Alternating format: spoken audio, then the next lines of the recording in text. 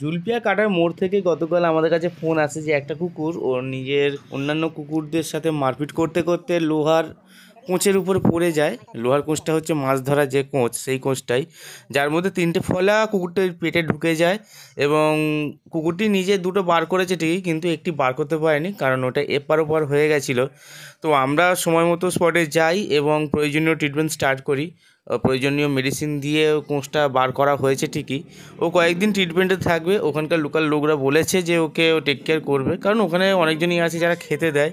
তো তাদেরকে মেডিসিনও বলে দেওয়া হয়েছে, তারা মেডিসিন খাওয়াবে। আস্তে আস্তে কুকুরটা সুস্থ হয়ে যাবে। আপনারাও প্রার্থনা করুন যাতে কুকুরটা খুব তাড়াতাড়ি রিকভার করে। লোকাল মানুষরা অনেক খুশি হয়েছে, অনেক সাধুবাদ জানিয়েছে আমাদের এই কাজে। তো সে যাই হোক, ওখানকার মানুষদের কাছে আরও একটা কথা জানতে পারলাম যে ওখানে কিন্তু ভেটও আছে, প্যারাভেটও আছে, যারা তো এই রাস্তা কুকুর দেখে না, হাত দেওয়া তো দূরের কথা। আর এনারা অনেক এনজিওতেও ফোন করেছে, কোথা থেকে কোনো রেসপন্স পায়নি।